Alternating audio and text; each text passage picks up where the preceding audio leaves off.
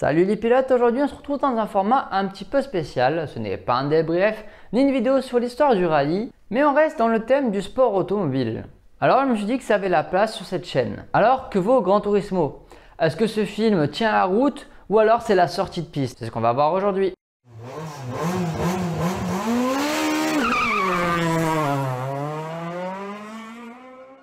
Première fois que je fais ce genre de vidéo, une critique, ça va être avant tout de l'expérimentation et de l'inédit. Donc si vous aimez ces formats et que vous voulez que j'en fasse sur de nouveaux films, séries, sur le sport auto ou des anciens, dites-moi en commentaire et j'en ferai d'autres. Tout d'abord, Gran Turismo est une adaptation du jeu de course éponyme sorti en 1997 et édité par Polyphony Digital. Sorti sur PlayStation, beaucoup d'enfants et de grands enfants ont passé des heures sur ce jeu, y compris moi avec ma meilleure amie et ma voiture préférée. Le jeu n'a pas de campagne à proprement parler. On enchaîne des courses, on améliore les voitures, on passe divers permis, mais il n'y a pas d'histoire ou de scénario en fait. C'est vraiment que des courses qui s'enchaînent. Donc comment faire un scénario là-dessus? Parlons du pitch du film. Jan Mardenborough, je vais sans doute écorcher son nom plusieurs fois, est un joueur régulier de Gran Turismo qui rêve de devenir pilote automobile et faire partie de l'élite. Malheureusement, il n'a pas l'argent comme beaucoup d'entre nous. Alors il enchaîne les heures de jeu sur Gran Turismo quand un jour il reçoit une invitation. Une invitation pour participer à la Gran Turismo Academy ou la GT Academy. La GT Academy en partenariat avec Nissan et Polyphony Digital ont pour objectif d'amener ces pilotes virtuels sur du réel. Et voilà pour le pitch. L'histoire se base donc sur des faits réels puisque la GT Academy a réellement existé de 2008 à 2016. Et Yann en a fait donc partie. Niveau casting, le projet de la GT Academy est porté par Danny Moore qui est interprété par Orlando Bloom, l'elfe du Seigneur des Anneaux. Jacksepticeye est un ingénieur de course assez dur et sévère mais qui leur fait bien comprendre que le sport auto ce n'est pas un jeu vidéo. Il est interprété par David Harbour, le papa d'Eleven dans Stranger Things. Jan Mardenborough est donc interprété par Archie Madekwe. Voilà pour les personnages principaux. On peut retrouver d'autres personnages tels que Jerry Halliwell des Spice Girls ou encore Jimon Unsu qui joue les parents de Yann, Darren Barrett, San Eon ou encore Maximilian Munt de How to Sell Drugs Online Fast font partie du casting. Je ne vais pas vous faire tout le casting complet, rassurez-vous. C'est quand même un très beau jeu d'acteurs sauf Archie que je ne connais pas du tout. Et donc, qu'en est-il du réalisateur? Eh bien, il s'appelle Neil Blomkamp.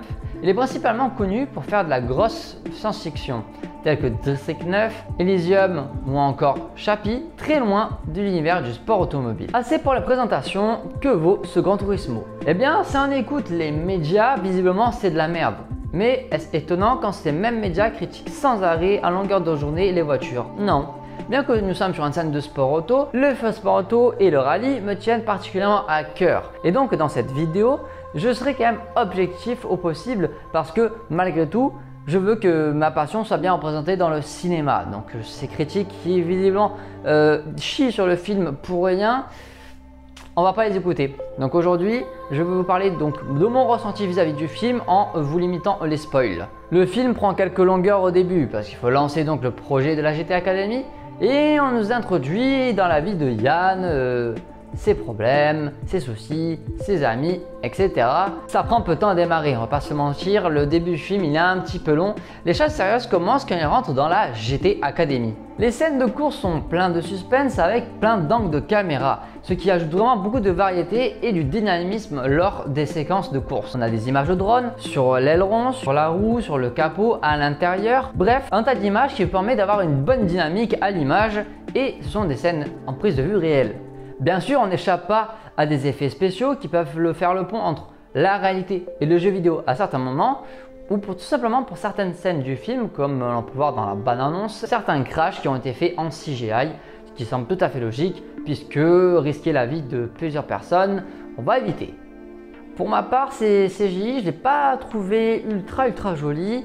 Peut-être c'est justement mon esprit de vouloir que les films de sport auto soient très bons. Concernant le film, je suis allé le voir avec ma maman et elle n'a pas du tout vu ces scènes-là où elle n'a pas été choquée en fait par des mauvais effets spéciaux, tout simplement. Je suis allé voir le film en français et en anglais. Il y a quelques différences entre la version française et anglaise, mais à peu de choses près, ça reste similaire. Les parties de course sont quand même assez intéressantes, pas de grosses erreurs, même s'il y en a, et je vais vous en parler un peu après. Les voitures sont assez cohérentes. Ce sont des voitures de catégorie GT. Pour la plupart, il me semble que les années correspondent, à part peut-être certaines qui sont un peu trop vieilles ou un peu trop récentes, selon quand ça se passe dans le film. Mais à part ça, c'est tout à fait logique. Clin d'œil ou des hommages au sport auto peuvent être vus ou entendus durant le film, comme les citations de Colin McRae ou Dale Earnhardt.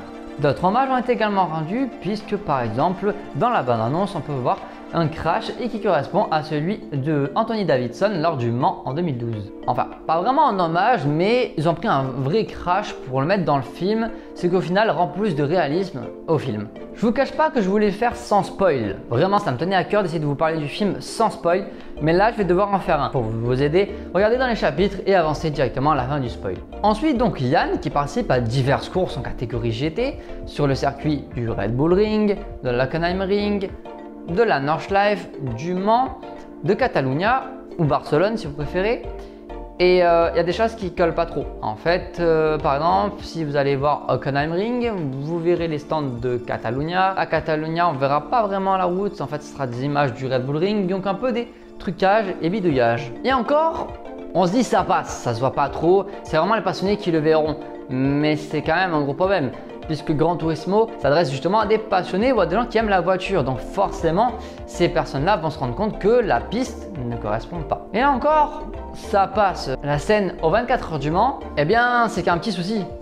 Parce qu'en fait, aucune scène n'a été tournée sur le circuit des 24 heures du Mans. Ah! En fait, on voit plusieurs images, portions de pistes qui correspondent en fait au circuit du Hungaroring en Hongrie. Rien à voir avec les 24 heures du Mans, ni les Uno-GR, ni quoi que ce soit. Je trouve quand même ça assez grave puisque les gens fans de sport auto vont s'en rendre compte. Ça fait un peu baisser des points au film, je vous l'accorde. Un de spoil. Dans ce récit de course, le suspense est souvent présent pour faire monter la dramaturgie et garder le suspense pour le spectateur. Je comprends tout à fait l'idée, mais c'est un peu répétitif malheureusement. De nombreuses références sont faites au jeu Gran Turismo, que ça soit au son ou à l'image. Au niveau un peu plus dans le scénario et moins l'aspect course, la relation entre les parents et Yann sont une relation un peu classique dans les films. Yann, il a un père qui ne comprend pas la passion de son fils, qui essaie de le ramener à la raison. La mère a le cul entre deux chaises, elle veut le bonheur pour son fils, mais elle veut en même temps qu'il fasse quelque chose de sa vie, sans vraiment trop comprendre. C'est du scénario classique et déjà vu. Il y a des placements de produits dans le film, forcément c'est un film de Sony, mais c'est assez logique puisque on reste quand même dans un univers de sport auto, donc les voitures sont pleines de sponsors et tout ça, ça choque pas à l'image non plus. Bien sûr il y en a, on le voit, on n'est pas dupe. On peut regretter le manque de profondeur de certains personnages qui servent un petit peu à rien, qui sont là en tant que personnages secondaires, voire même tertiaires, qui apportent pas forcément à la narration et qui, je trouve qu'en fait ils sont inutiles. Voilà. La plus grosse complicité et ce qu'on verra le plus en fait, ce sera l'ingénieur de course, Jack, et son pilote, Yann. Ce qui est assez logique puisque au final dans le sport auto, le pilote et son ingénieur sont en contact permanent durant les tours, ce qui au final rapproche la complicité et effectivement décrit bien la situation en sport automobile. Malheureusement, on ne va pas louper au cliché des joueurs et étant donné que c'est un film inspiré de faits réels, peut-être que ça a réellement été le cas pour Yann. Le scénario reste aussi assez classique puisque évidemment on a un rival qui est notre antagoniste qui bien sûr déteste les joueurs. En conclusion donc, Neil réussit à rentrer dans l'univers du sport auto pour moi. Les bidouillages et des trucages sont là et ne sont pas vraiment réalistes à 100%.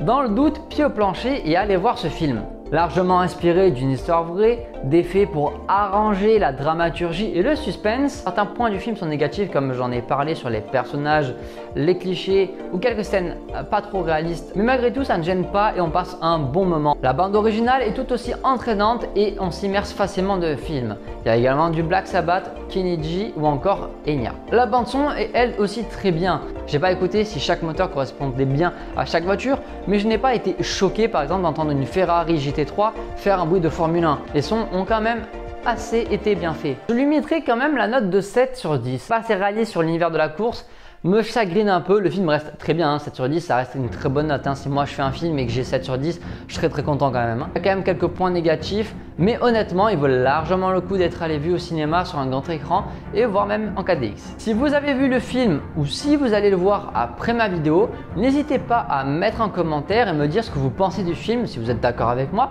ou si à l'inverse, vous n'êtes pas du tout d'accord. N'oubliez pas de vous abonner et je vous dis à bientôt les pilotes!